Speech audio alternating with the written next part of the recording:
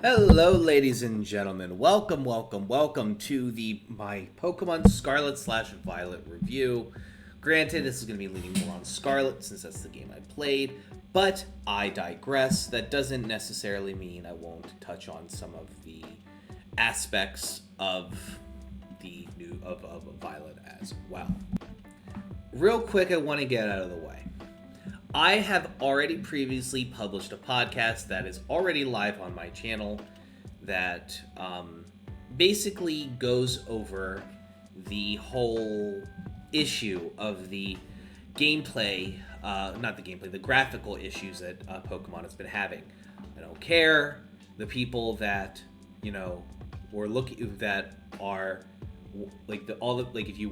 you were gonna play Pokemon and you were planning on playing it, the graphics aren't gonna hold you back from buying it. It's just people ragging on it for reasons. So I go into that in a 10-minute podcast on my channel. Feel free to go check that out, or under I Can't Shut Up Unless You Tell Me To on Spreaker.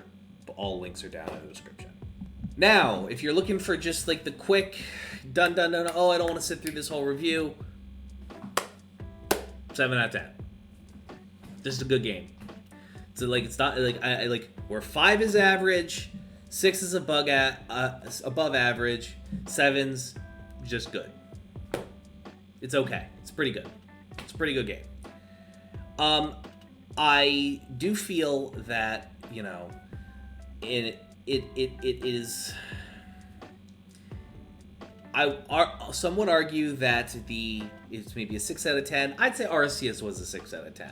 Arceus was the first game to be not a 5 out of Pokemon for a very, very long time. So why is this a good game? Content variety in this game is insane.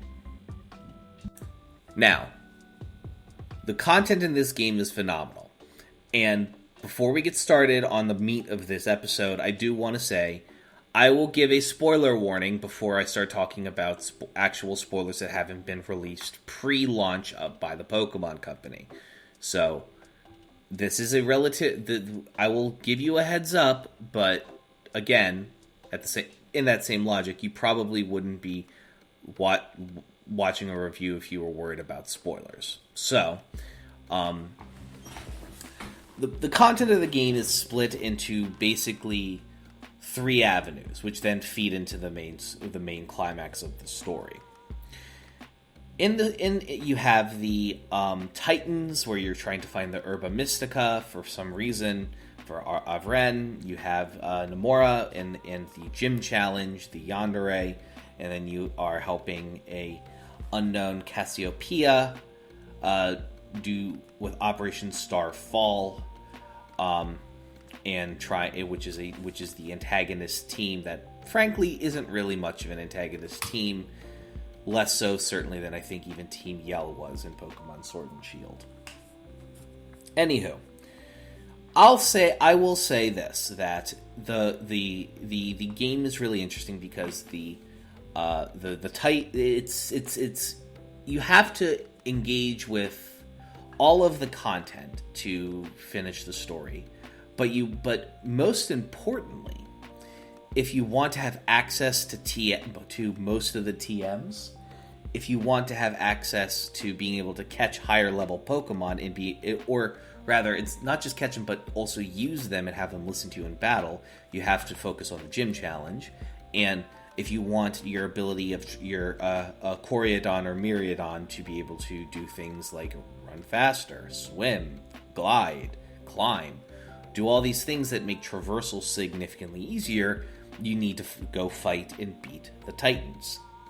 And what ends up happening is that the way everything's kind of disseminated around the map kind of leads you into in a way where, in theory, you can do 60 to 80% of the map without having to touch the other stuff, but the ramp up between the different things can be a lot. And while you in theory can power your way through, the difficulty of traversing terrain paired with the difficulty of the Pokemon and having your Pokemon not listen to you past a certain point will in my personal and also not having a large amount of like TMs available to you because you just have the moves your Pokemon learn. It basically kind of forces you into all of these different directions and to just more naturally just do the content as you go. And the reason I say this is because when and here is going to be a spoiler, so click off if you don't want to hear anything. When I beat the second Titan, the second Titan I beat was I believe the Cloth Titan, the large rock crab. When I had beaten him, I discovered that we were basically trying to save Avren's partner Pokemon, Mabostiff. And I ended up saying, fuck the gym, save the dog, and spent the entirety of the time.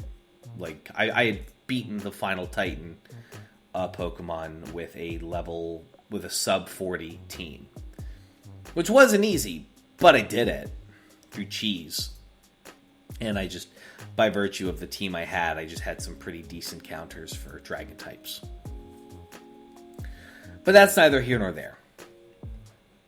One of the things I will say about the game, and this is a bit of a tangent, or just a moving on rather, is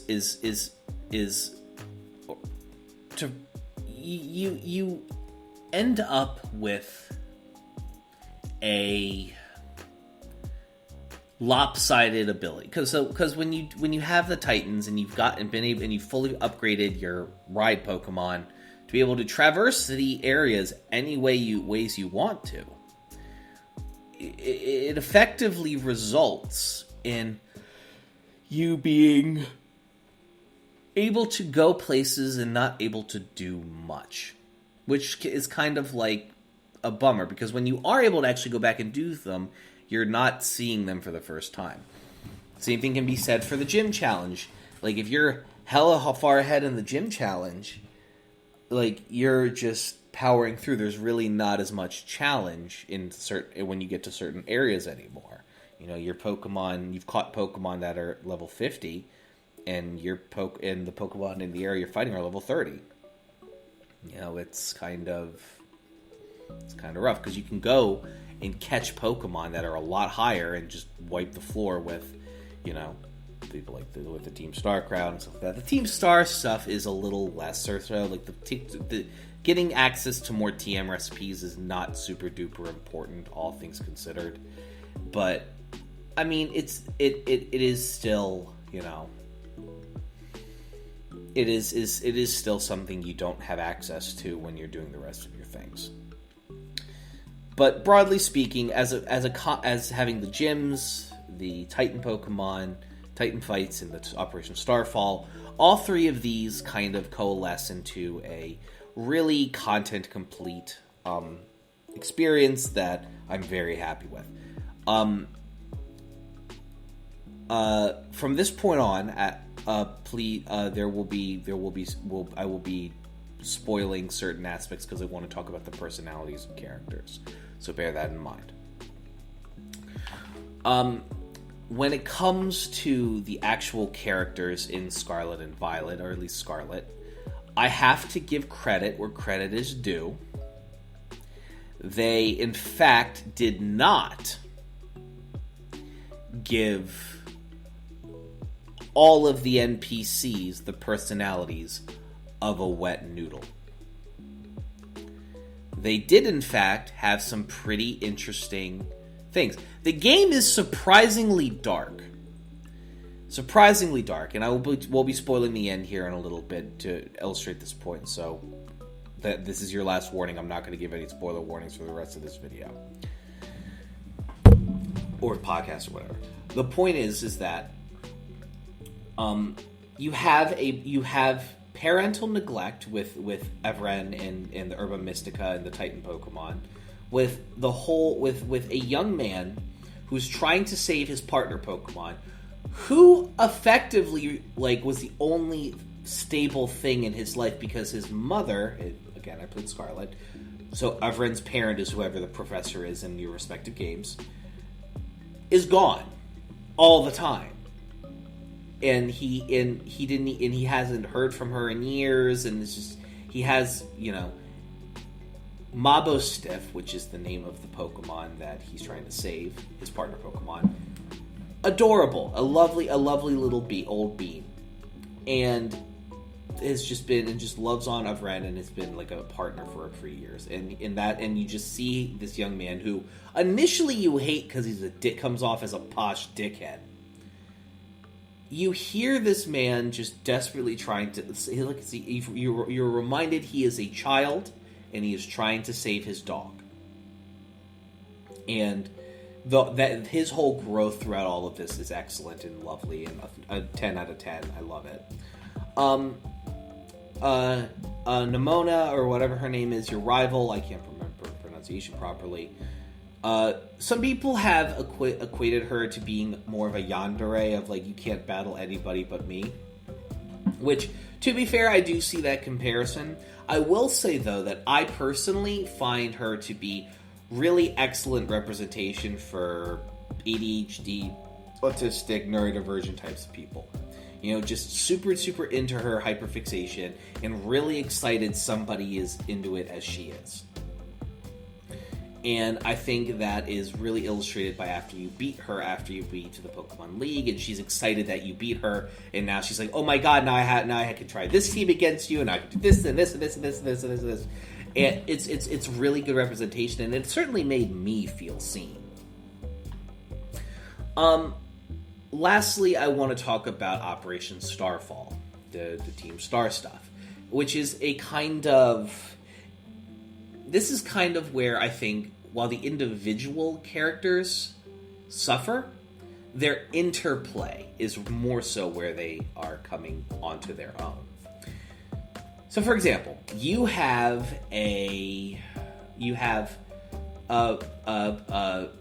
Chairman Clavel, who is the headmaster of the school, Headmaster Clavel, and he dresses up as a student with the worst pompadour you've ever seen in your life for the purpose of infiltrating Team Star and getting onto Operation Starfall, which was given to you by an enigmatic person named Cassiopeia. And you go in there using the Team Star code of, like, if they lose a battle, they have to give up. They have to give up their spot as a boss and leave the team. And you basically go and beat all of these people. The boss fights of them are really kind of... they're fine. Like, you go into the thing, you send out multiple Pokemon to beat multiple Pokemon using the auto-battling feature. It's cool. You beat 30 in under 10 minutes, which is... It never took me, I think, more than 8 minutes. Like more than 2 minutes at a time. It's still had 8 to spare. And then you fight the boss. And the boss can be an actual challenge depending on your Pokemon. The difference between the Fire and Dark Mons compared to the later Poison, the Fire, Dark, and Poison leaders compared to the Fighting and Fairy leaders later, much lower. There's a bit of a jump there. I think the game expects you to have knocked out a couple more Titan Pokemon, a couple more gym leaders. There is a bit of a power creep there, but all of them are very unique, very quirky, very odd. And one of the things you kind of realize story-wise, and here's where it's important, is that all of these kids were basically bullied children, and they all got tired of being bullied, and they all basically came together like a fucking student union and said to their bullies in the courtyard, hey, leave us alone or we're going to have a problem. Do we have a problem? Basically, the bullies got pissy-wissy and left and dropped out of school, which is unfortunate. But then also, there is an entire staff shuffle at the school because the previous headmaster apparently had, when he went to go try and atone for this, his underling deleted all records of bullying. Period. And so what ended up happening is that you had an entire student body. You had a small percentage of the kids that were bullies that dropped out and left and never came back. And then you had a large amount of the student body, Team Star, who are just fucked off and gone. Because apparently, what had ended up happening, and now that you have, and this was a year and a half previously, they're under threat of being expelled, which is why Clavel is trying to help them, whatever, it's a whole thing. And it's just, the reason I say all these things is that, there's a lot of, like, really, really interesting interpersonal things at play here. Like, there's a bunch of, like, bullied kids who were victims, who never got the love and help they needed from the adults around them who failed them, and now they're trying to, like, have their safe spaces, and you're taking that away, and you end up rectifying it through a different manner of way. It's like they did a really, really, it feels like a lot of the stories that they talked about, with like absent, like very absent, distant parents, schools not doing enough to protect you. Personally, it felt like the game storylines were made for me, but at the same time, I also have to, in my background, and I have to remember that this game was made for children. And so these storylines, if they speak to me, like at age 25 years of age, they most certainly speak to children who are going through these types of things themselves, and I think that's really, really awesome.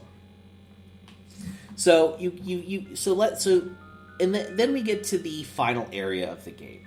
We get to the great crater of Paldia. You complete all of these things. You do all these things, and then you have a really amazing sequence of personality with three individuals, with Penny, Cassiopeia turned out to be Penny, who's just like I just want to take a second to just say that Penny is a petty ass bitch.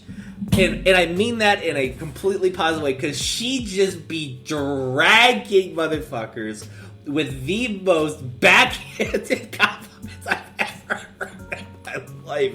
Oh my god. I stopped coughing. But there's an entire sequence where you and your friends have Ren, who you helped, your rival, Nemea, and Penny, and you all fly down together into the Great Crater of Paldia and basically go to find the professor, because the professor asked him to come help with something. Really excellent sequence here. I'm not going to really talk about the climax as much, because there's really not too much to really say. I think it is a definitely dark, the death of the professor, things of that nature. I don't really need to cover it, because at this point you will have played it if you've made it this far. And it is a surprise, and this kind of, like, even with this very friendly sequence where you get a lot of, like, really funny character play between all the different other people, it is a very dark storyline, and there is, like, a lot of, like, really real adult-ish type of elements. I don't want to even say adult, but just, like, really dark, kind of like heavy stuff, and they handle it very well, and I gotta give Game Freak a commendation for that. Let's talk Paradox Pokemon, shall we? So with the time machine in the bottom of the crater, you got it in Scarlett. You got the Paradox Pokemon from the past, and you got the Paradox Pokemon from the future. I like them. I think the designs of a lot of the future Paradox Pokemon are pretty cool. Most of the designs for the past Paradox Pokemon are excellent, and my favorite, bar none, is the Roaring Moon. The Paradox Salamence. It's so goddamn cool. I could gush about it for like 10 minutes, and I won't. I could, but I won't. It is a bit of a bummer that the Paradox Hydreigon is ass compared to the normal one, but there's only so much you can do. Anywho, I think that the Paradox Pokemon, I think it's probably a good idea that you can't evolve them and they're stuck the way they are. I think that was probably a smart bet in their mind, and I respect it. I do think that I do feel that the Great Crater of Paldia is, one of the more interesting places in the game. I just wish that it was a little larger, and I just wish the fucking salamence we got from fucking Spawn. I haven't freaking found one, and I want one badly.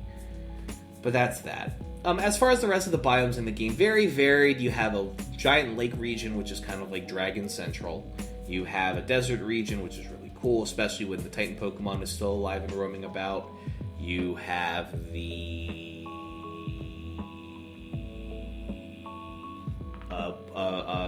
mycelium type of area, very grassy, where you get to see the Tentacool Paldean form, which is basically a fucking mushroom running around on its little feetsies. One of my main critiques of it is that I feel like the ice biome takes up an overwhelming amount, but maybe I think that has something to do with the fact that they have the pseudo-legendary being a dragon ice type. And for those in the back who are doing math in their head, yes, the only thing it's weak to is fairy attacks.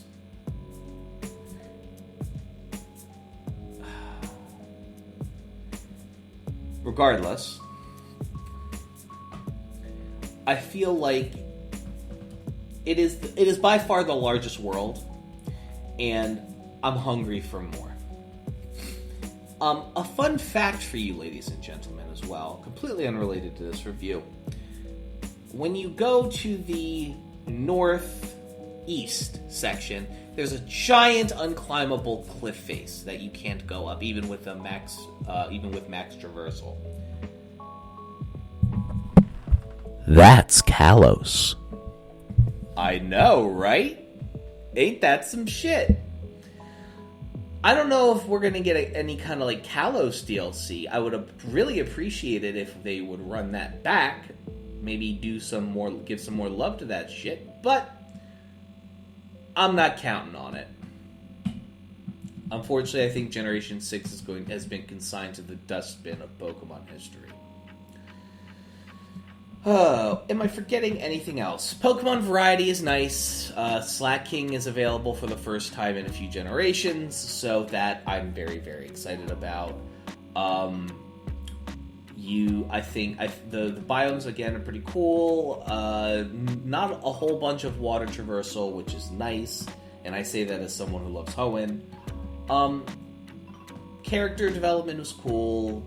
Pokemon availability is nice. I really like how they changed the progression, so you don't, you have a little bit of leeway. The last thing I kind of want to talk about is the picnics. So where you make sandwiches, you can interact with the Pokemon, play with them, scrub them. They did make some changes to that. That friendship has to go along with that.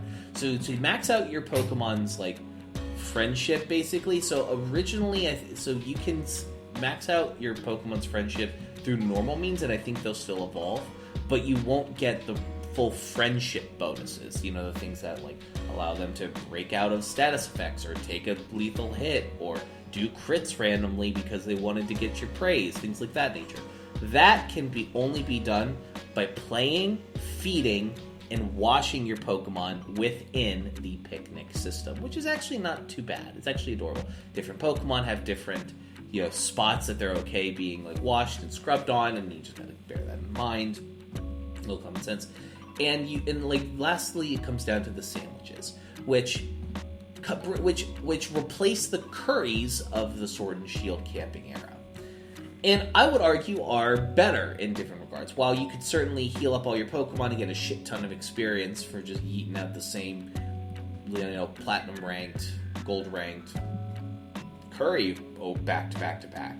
Here, the sandwiches actually have purpose. And also, going to actual sandwich stands has actual purpose too, because all of these sandwiches have things called sandwich powers. And these powers do different things. So they can increase your ability for certain types of Pokemon to show up.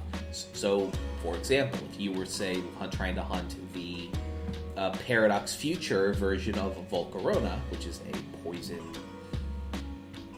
bug, poison steel type, I think.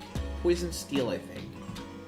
you could get a poison designation, a poison sandwich, a poison power, which makes them more likely to show up. And these last about 30 minutes, and you would just have them just show, like, yeet the hell out. You can also make custom sandwiches that do certain things, because you can buy all of the ingredients and make them yourselves. But on top of being in do things like make it so eggs are more likely to show up in the basket at your camp. We'll get to that explanation in a moment. As well as being able to have Pokemon of certain types gain more XP, do more damage. It is very broad and very available, the amount of powers you have at your disposal, but you can only do certain ones at certain times, so you have to be tactical with it. I think it's a great addition, and plus, I gotta be honest, the sandwich making minigame is kind of cute. I ain't mad at it. I also like how you can find a sandwich from a vendor that you can just buy and get the thing you need without having to do the picnic. So you can, in theory, ignore the picnicking, the sandwich making aspect of it entirely, which is a nice touch. I mentioned the egg basket. We no longer have a daycare service. Good fucking riddance. And the way it works now is that if you have Pokemon that can breed on your team, they will randomly put an egg in a basket at the foot of your tent, and then you can have up to 10 eggs in that basket, and when you pick them up, they go straight to your boxes. Fixes a lot of issues with breeding. Really nice. Love to see it. Added a level of randomness to it. So if you're just playing at the picnic and you have 2 compatible Pokemon randomly, you might just get a baby. And so that adds a level of, oh my god, I put my 2 Pokemon in that. That's nice for the kids to have too. You can also put a Ditto on your team with 5 other Pokemon that you want to have made, and just not have no fucking idea on what the fuck you're about to get. I did that shit. I got 10 eggs out of doing that, and I have no idea what I'm about to get. I might hatch them on stream and just see what we got. Lastly, when it comes to the egg stuff, and this is a recommendation, if you're trying to do some hatching, get the egg power, preferably level 2, because you will just yeet those eggs out like Skittles. They will get busy, like it's nobody's business. So something to keep in mind, ladies and gents. The last thing I kind of want to talk about are the multiplayer / Terra changes. So Terra battles are basically this generation's version of Dynamax. They got rid of the waiting for everybody to do their thing. They made it so you can do cheers even when your Pokemon's still alive, because frankly, sometimes you might want to heal everybody instead of just dealing more damage. Terra battles can be harder. You have to Terra to do more damage to them, because sometimes in certain battles they will have a portion of their health become terrestrialized, and you have to hit them with terrestrialized Pokemon's moves to chip them down even more. God forbid they have a Terra type that you're don't have strength against. Good fucking luck. The only other thing I would probably say about that is it's a good time. The matchmaking features are better, and the fact and you're kind of incentivized a little bit to play with friends if you were doing the 4-player co-op, which is a thing I never thought would be in a Pokemon game, which is amazing, and I love it. The nice thing about the 4-player co-op, let me just touch on that real quick, is that you and your friends can just do what the fuck ever you want. You don't have to hang around each other. You can go in a completely different direction and do fuck all and just be fine. When I was doing it with my buddy Chara, one of my mods, he was beating his head against the brick wall that was the Pokemon League. I had to give him my Skeledredge because he was struggling. He was underleveled. Meanwhile, I was just bumming around, knocking out Terra Pokemon, catching some stuff, filling up my deck. All in his world, by the way. And I was in his world while that was all going on. So there's actually no reason for you guys to actually do stuff directly together unless it calls for it. It's a nice thing to do, to just be in Discord with someone talking shit in their world and doing stuff and say, hey, you got a second? I found a Terra battle with Pokemon with an interesting Terra type. And they're like, bet, I'll be right there. And they don't even have to come to you. they can literally you can literally say add more people, and then they will come in. I believe only the host is able to pull in people from the internet, not like, and the people in their game, which is a nice feature because that way it can prevent people from outside stealing a slot that was meant for other people as well. I think that is kind of just about everything I feel that is pertinent to bring up. There are some minor changes to the sound mechanics, things of that nature. A lot of really cute Pokemon that they've added. Yeah, broadly speaking, I think that everything is A-OK. They did add a Dunsparce evolution that's kind of mid, but that's okay.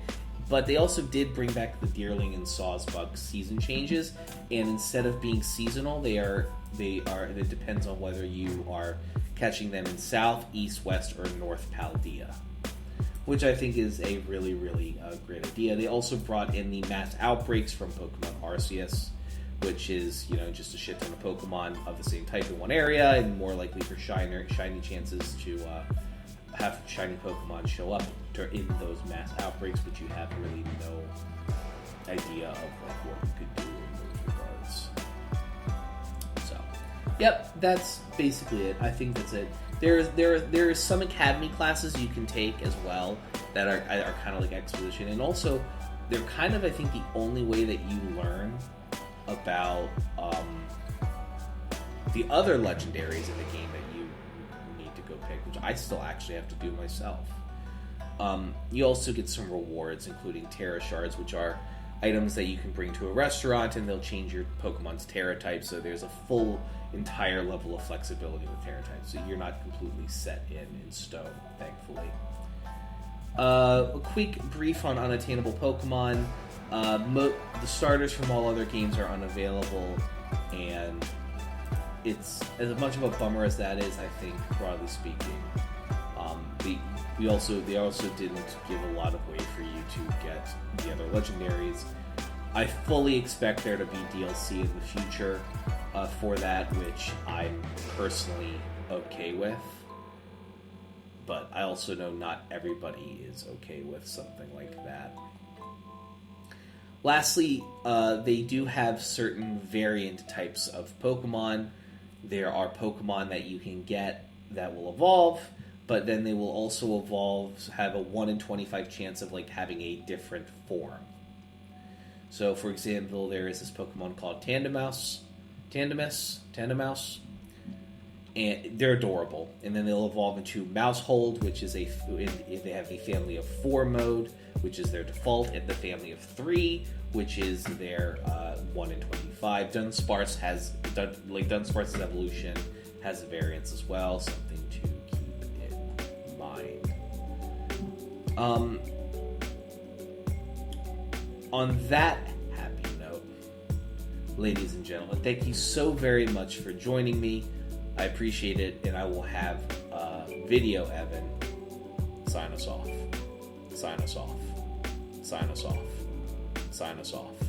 Ladies and gentlemen, thank you so very much for sitting through this entire thing. I appreciate you bunches and bunches. This is the most fun I've had. Again, I've probably said before, because I'm recording the outro before I even record the main meat of the review. Pokemon, this has been the most fun I've had in a Pokemon game in a long time. It's the best Pokemon game I've ever played. I love it, and I'm going to be trying to do some more live streams with it, maybe hop on with some folks, plan it out. It'd be a lot of fun. But again, a big thank you to everybody who has been chilling. Thank you for enjoying the video. I put a lot of thought into it. A big thanks to my patrons. I love them bunches and bunches. You can support the show for as little as $1 a month down below. Thank you so very much for watching, and I will see you guys next time.